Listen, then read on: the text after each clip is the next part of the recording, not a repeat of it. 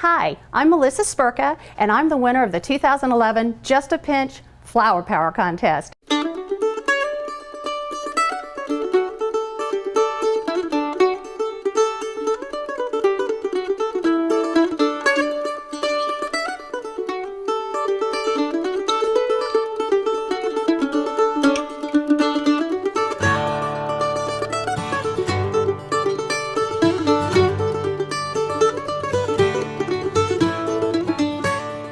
Today, what we're here for is to celebrate Miss Melissa Sperka. She was the Flower Power Contest winner for her awesome caramel, chocolate, and almond gooey butter cake. I just call it gooey goodness because it's a mouthful. Melissa, if you want to tell us a little bit about yourself and how you joined the club and everything. Okay. Well, I'm a wife and mother. I have 2 little boys at home that love to be taste testers for Mama. And I joined the club. I actually found Just a Pinch on Facebook last year, and I joined the club in August and immediately began posting some dishes that I thought perhaps would be, of interest to others. And being a blogger already, I'd already posted some of those recipes on my blog. And I was happy to share them with another group of people that perhaps would enjoy them. So that's really how I came to Just a Pinch. The Flower Power, let me just tell you a little bit about that. The contest is based on the flavor, presentation, the ease of preparation, and you win fabulous prizes. You get limousine service, the awesome $1,000 shopping spree here at the Viking store. You also get Grand Ole Opry tickets. I won the grill and win the last time, so we got to come up here and go to the Grand Ole Opry, and I'll tell you what, it's an experience. How many of you all here are Just a Pinch members? Wow. That's great. And Just a Pinch has over 340,000 members. The blue ribbons, Melissa, this is her second blue ribbon for this recipe. Her first was for her nestled potatoes. In fact, I was at home in Virginia for Thanksgiving and I made that recipe. Oh, yeah. And for brunch, and it was a huge success with my family. So right now what we're gonna do is we're gonna get the demo started. Okay. And Melissa, if you can go right on and take care of that. Okay. Has anyone here ever made a gooey butter cake before of any flavor? Susan has. I made yours for this Christmas. You did? Yes, you posted a picture. You did a great job too. Well, before I get started, I actually developed this recipe about 2 years ago. And when I developed this recipe, I didn't even know about Just a Pinch, and I certainly didn't have a competition on my mind. The only thing that was on my mind were this flavor combination. We love caramel and chocolate, who doesn't, and almonds, or if you want to mix it up with another nut, you certainly could. But that was the only thing on my mind, and I can't believe I'm standing before you today as a winner with this cake that I made just for fun. So it's very, very simple. Gooey butter cakes, just a little history on this particular kind of cake, originated in St. Louis, Missouri in the early 1930s. And through the years, it's been named other things. For example, when I was a little girl, it would show up at every church dinner. I love all these little church ladies. They're the best cooks in the world. And they would show up at every church dinner, and it would sometimes be called chess bars. Has anyone ever had chess bars? Sometimes it would be called gooey chess cake, but it was all ooey gooey great.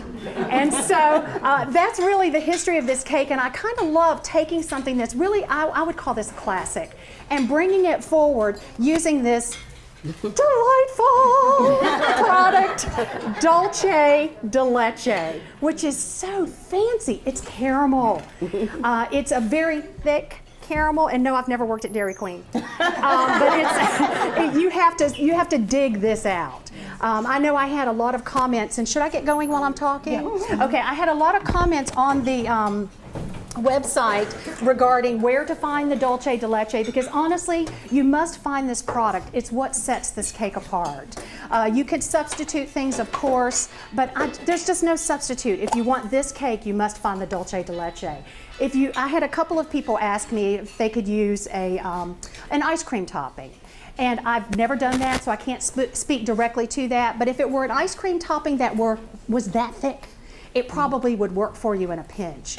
But it's typically available in the Hispanic food section in the grocery stores around where I live. So look for it if you can, because I was telling them earlier that a couple of members actually told me that they were going to look for the item and that they may have to use sweetened condensed milk in its place. I wouldn't recommend that. Try to find the dulce de leche so that you can enjoy this cake the way it's meant to be. Now I know this is earth-shattering, but I just sprayed the pan with cooking spray so that we could press our mixture into the bottom of it. And I'm going to get the mixture going. This is so simple. I'm telling you, anyone can make this cake. You mean anyone? Anyone can make this cake, I am yes. not a baker. Okay. Anyone. And it starts out with a caramel cake mix. The bottom layer we're going to prepare first, and it's a caramel cake mix and a stick of melted butter and 1 egg, Janet. They've got my eggs in the fridge, I think. Here's your egg. I'm doing what you probably should never do, right? I'm cracking it over the bowl. Do you recommend room temperature eggs or right out the fridge? It doesn't matter? For this particular thing, it doesn't matter. Okay. May I grab this? Sure.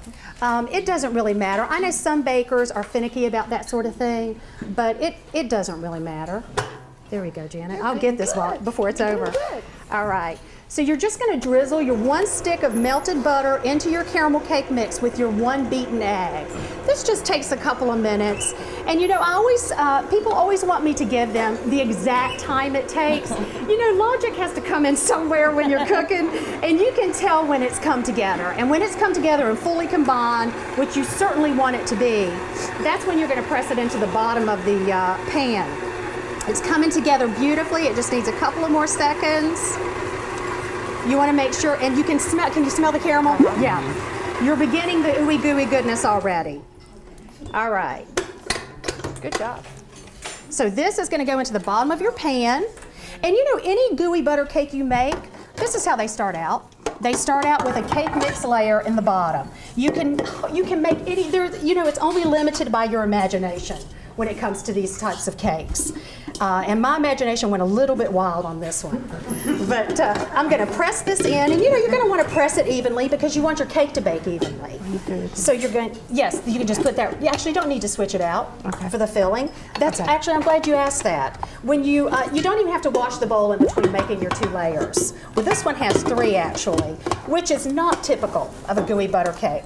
I like that little surprise middle layer that I put in this one, and whenever I usually don't tell people it's in there, they just have to figure out where it is, and they take their first bite and they get that surprise crunch in the middle, and they're like, ooh, I like this. Okay, so we've got our first layer pressed into the bottom of the pan, and this is what I like to call my secret layer. I use 1/3 cup of chocolate chips, 1/3 cup of toasted almonds, which, by the way, if you were making this cake at home, you would do this first. You would toast off your almonds in the oven for about 6-7 minutes. Some people do them in a pan on top of the stove. I find it's just as easy to put them on a pan and put them in the oven. But as you know, nuts can go crazy real quick. They can go over the top real quick when you're trying to toast them. So keep an eye on them. I usually recommend 6 to 8 minutes because oven temperatures vary. So, but this is where I just start sprinkling these evenly over the crust. And again, this is what I call my secret ingredient in this, or my secret layer. 1/3 cup of mini chocolate chips. And you know what? If you want to put 1/2 cup, it's perfectly fine. It won't do. You know, you can't have too many chocolate chips at my house. So, you know, 1/3 cup would be fine. And in this particular instance, you know, when you're baking, as you all know, it's science. So you have to do things in a particular way. It doesn't matter with this layer, though. It won't change the texture of it. But I don't dare get all of my ingredients out, or my little boys will eat all the chocolate chips before I get them in the cake. But there we go. So there's our layer, our secret layer. Okay. This was toffee bits. I'm so sorry. So there's 1/3 cup of toasted almonds, 1/3 cup of mini chocolate chips, and 1/3 cup of English toffee bits. If you want to use the chocolate covered ones, I'm not here to judge. Just go right ahead. Okay.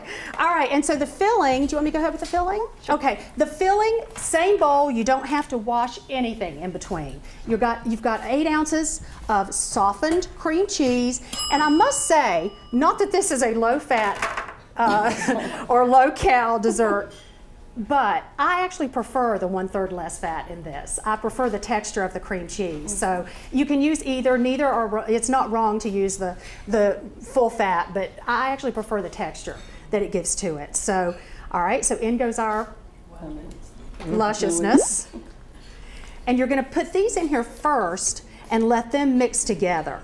Then you're going to add your eggs one at a time. While she's getting the eggs, let us know, how did you feel when you first found out that you That were I'd winner? won? Yeah. Well, I actually, shock and disbelief would be the, when I first found out, Anna Kate actually sent an email to me and said that I was a finalist. And I was thrilled. I couldn't believe that I was a finalist, and could I contact her? Because I don't believe I'd put a phone number on the website, or didn't have a phone, which I didn't realize I hadn't put a phone number. So I called and left my number with her, and she called me back the next day and said, Melissa, I told you a little bit of a fib in the email. You actually won the contest. And I said, what? Are you kidding me? I can't believe it. But I was delighted, of course. I mean, incredible. Yeah, I remember that experience. Yeah. Kind of the same. Shock and disbelief. Are you sure? You had to pull over. Are you sure? You said your kids, your family encouraged you to enter. What Yes. was their reaction? They were, my children were, of course, just thrilled. They were like, way to go, Mama. And Rob, I guess he would have to tell you how he felt. I don't know. I guess he was proud. Shock and disbelief. And a few pounds heavier. Yeah, thank goodness he doesn't mind tasting my creations. But yeah, we're just so thrilled. I mean, it's sort of a humbling experience, honestly, because you feel like, you cook these things. I know you all probably feel the same way. You put your heart and soul into something, and it's just when someone feeds back to you that I enjoyed it, or it made my day, or we enjoyed it for our Christmas dinner, it just means so much to me to know that you trusted my recipe enough to include it in a special family celebration, because that's what I'm all about. What is life without a family, And how about your first experience when you got your blue ribbon, your first blue ribbon? Tell us about that. I was surprised then too.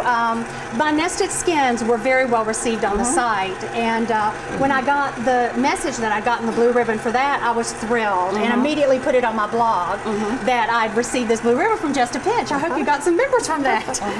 But yeah, it was exciting too. It's just, all of it is exciting to connect with people about something you love. Yeah, especially when you have something in common, our love and passion for cooking. And I don't know if anybody knew, but she has a twin. You want to tell them a little bit about that? Yes. My twin has shorter hair. But We were separated at birth. I'll tell you, this is like a bonding experience. yeah. Over 40 years ago, we were separated. 39, I thought. Yeah, it was 39. 39 years ago. But she is such a spiritual, she has such a warm sweetheart. Thank and when you, I Sherry. first saw, it was her recipe, the nestled potatoes. And I said, oh my gosh, I have got to fix this for my family and friends for Thanksgiving. And I did, and they loved them. Oh, wonderful. And she's got some great recipes. I looked at all those recipes on her blog, so if you get a chance, y'all really need to look at that too. I would yes, please come visit. And some of the recipes I do put on Just a Pinch. My blog is only for fun. I started it for fun. It's going to remain that way. Let me just tell you quickly what I'm doing. I have added my eggs one at a time to this caramel and cream cheese mixture, and I'm just stopping. You all are probably bakers, You've got to stop and scrape the bowl once in a while to make sure it all fully incorporates properly. So that's all I'm doing now. And what I'm going to start doing, you all know that powdered sugar has a life of its own. It likes to fly around. So lower the speed of your mixer, because now you're going to add that. The other stick of melted butter goes in now also. And my vanilla, and it's a teaspoon of vanilla and 2 cups of powdered sugar. Again, this is not a diet dish. I always tell my friends that this cake is meant for sharing. And in fact, when I make this cake at home, my neighbors amazingly show up at my front door with empty plates, and they'll say, what's Melissa doing in there? And I always share this with my neighbors, absolutely every time I make it, because it's a very rich and decadent cake. So share it with someone you want to connect with. So I'm just adding my powdered sugar now, Sherry. Okay. You're adding 2 cups of powdered sugar or a box, whatever's easier for you.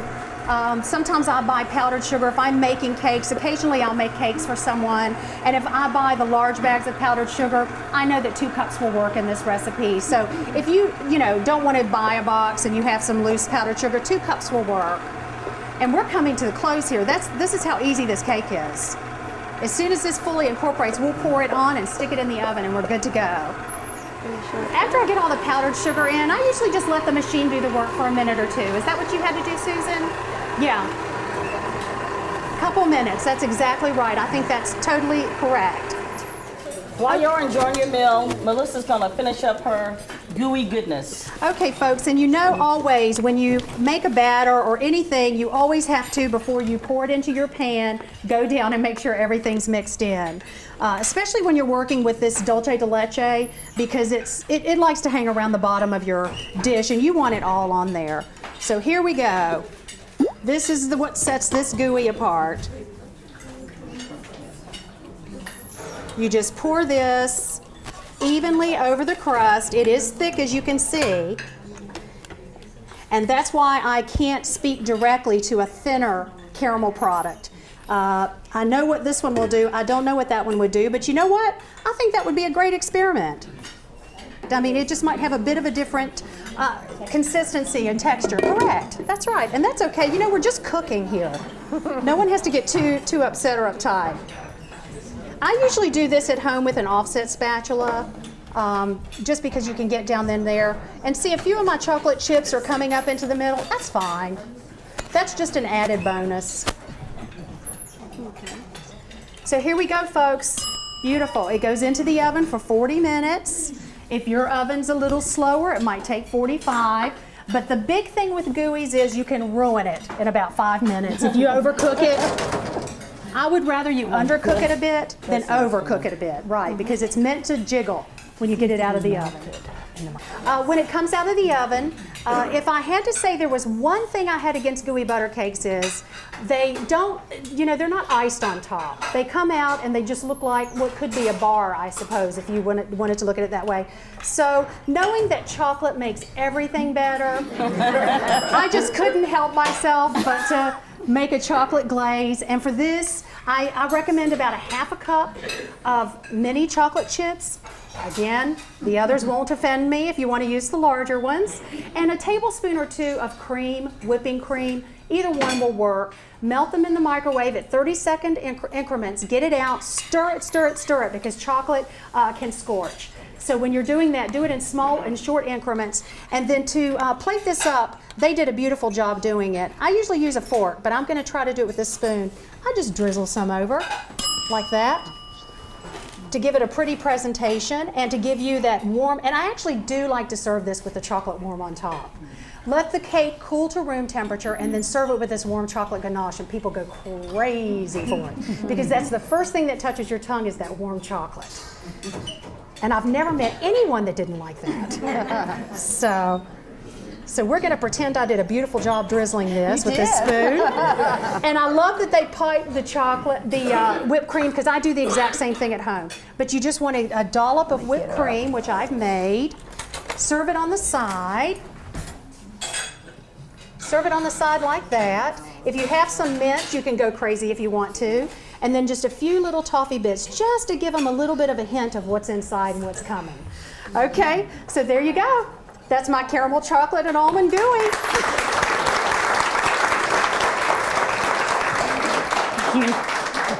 Well, I really want to thank everybody for coming, and when I have the next showcase, if you're able to come, please join us here. This is a lot of fun, and share your experience today with your family, friends, strangers. It doesn't matter. You see someone in the grocery store, let them know about Just a Pinch, and I'm not kidding you. I literally do that because people will see the ingredients that I have in my basket. I know it probably happens with you too. They says, oh my God, what are you cooking? Then I go into this and they says, oh my gosh, where can I find that recipe? Go to Just a Pinch.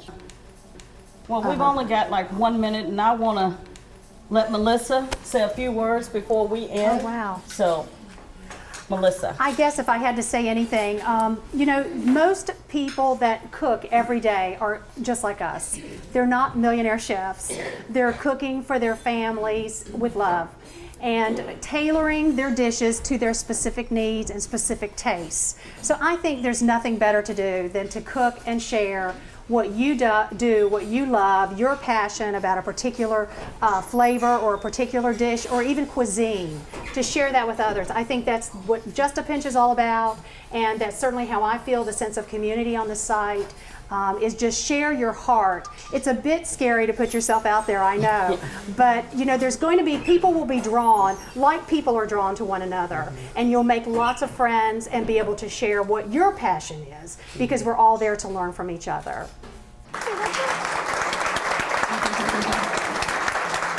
We've got one more thing to award, Yeah. and Melissa gets her own Chef hat.